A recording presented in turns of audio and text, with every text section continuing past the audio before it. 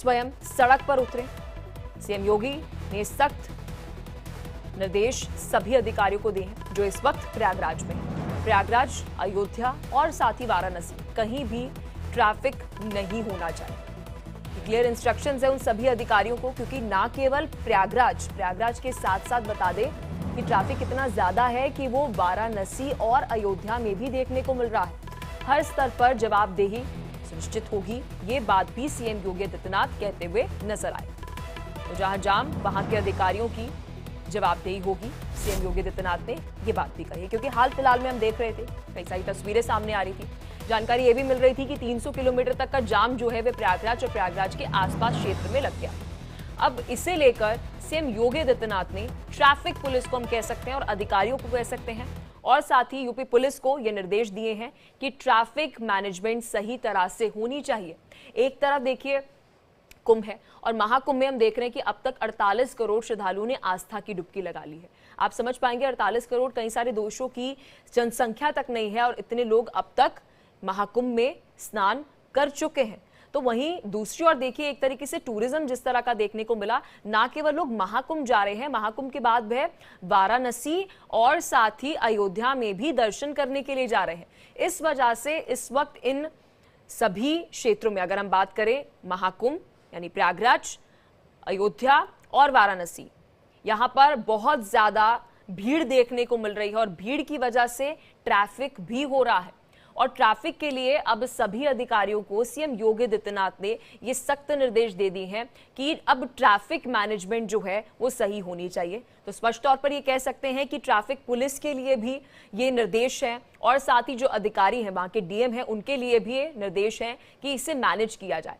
वरिष्ठ अधिकारी जो रहेंगे, सीनियर ऑफिसर्स जो रहेंगे, उनकी जवाबदेही रहेगी। उन्हें कहा जा रहा है कि आप सड़कों पर उतरें, देखिए क्या कुछ तैयारियां जो है वो ट्रैफिक पुलिस की तरफ से की गई है।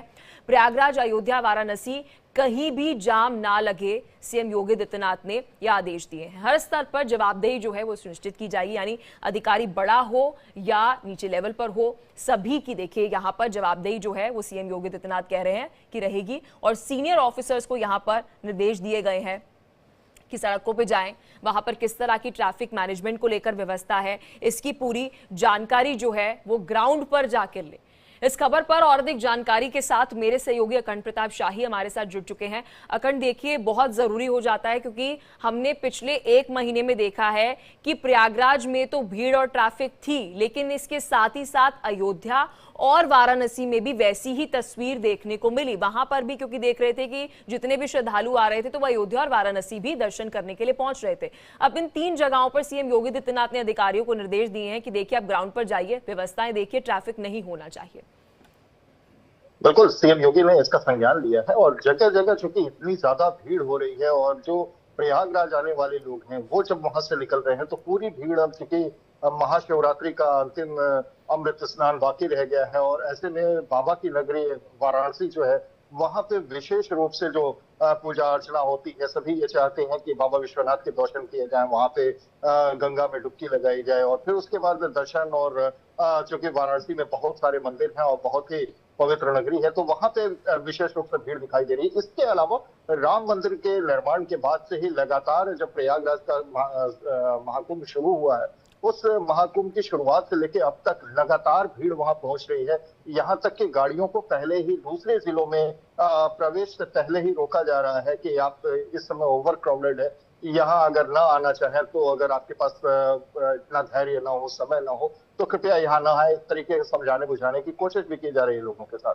तो ये जो भीड़ है वो भीड़ बहुत ज्यादा दिखाई दे रही है। इसको लेकर मुख्यमंत्री ने निर्देश दिया है कि ट्रैफिक मैनेजमेंट बहुत प्रॉपर तरीके से किया जाए, अधिकारी सड़कों पे उतरें और जिस तरीके से जो पौष पूर्णिमा का जो दिन था जिस तरीके से मैनेजमेंट किया गया, कुछ उस तरीके से मैनेजमेंट किया जाए, वैसा ही मैनेजमेंट किया जाए जैसा कि बसंत पंचमी के समय में किया गया था। तो लोगों को लेकिन अखंड, इस बीच देखिए बड़ा सवाल ये हो जाता है क्या ये पॉसिबल है, क्योंकि ये संभव कैसे है कि हम देख रहे हैं कि हर दिन 3 करोड़, कभी हम देखते हैं 2 करोड़, हम नया आंकड़ा जारी कर देते हैं कि देखिए आज तो प्रयागराज में महाकुंभ में इतने श्रद्धालुओं ने आस्था की डुबकी लगाई। कितने देशों की इतनी आबादी नहीं है जहां पर एक ही जिले के अंदर, क्योंकि प्रयागराज को जिला भी घोषित किया है, वहां पर महाकुंभ के अंदर जो इतनी भीड़ देखने को मिल रही है उसे मैनेज कैसे किया जाए, ट्रैफिक को कैसे मैनेज किया जाए। क्योंकि हम देख रहे हैं कि नो व्हीकल जोन तो उसे घोषित कर दिया, लेकिन जो स्थानीय लोग वहां पर है उन्हें कितनी प्रॉब्लम हो रही है, वो लगातार इस पर प्रतिक्रिया दे रहे हैं कि वे खुश तो हैं कि उनके यहाँ पर महाकुंभ हो रहा है, लेकिन परेशानी बहुत ज्यादा हो रही है। निश्चित तौर पर परेशानी होने की बात है, और जिस तरीके से करोड़ों की भीड़ पहुंच रही है, रोजाना करोड़ों की भीड़ पहुंच रही है। अभी 10 लाख जो कल्पवासी थे वो कल्पवास करके वापस जा रहे हैं, हालांकि उनमें से अभी भी सभी कल्पवासी वापस नहीं गए हैं। उनके अभी टेंट लगे हुए हैं, जो अखाड़े हैं पूरी तरह से अखाड़े भी खाली नहीं हुए हैं, उनके भी टेंट्स लगे हुए हैं।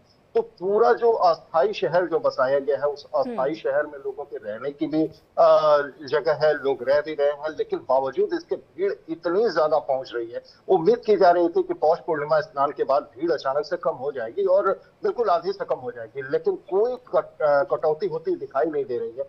49 करोड़ से ज्यादा लोग अब तक स्नान कर चुके हैं। पहले ये आंकड़ा लगाया जा रहा था, अनुमान लगाया जा रहा था, जब महाकुंभ की शुरुआत थी तब माना जा रहा था कि 40 करोड़ लोग आएंगे। 49 करोड़ लोग अभी 33वें दिन बिल्कुल, और उम्मीद से ज्यादा श्रद्धालु जो है वे महाकुंभ आस्था की डुबकी लगाने के लिए पहुंचे। और कह सकते हैं कि उत्तर प्रदेश टूरिज्म के लिए भी हम कह सकते हैं एक नया रिकॉर्ड जो है, जब महाकुंभ खत्म होगा तो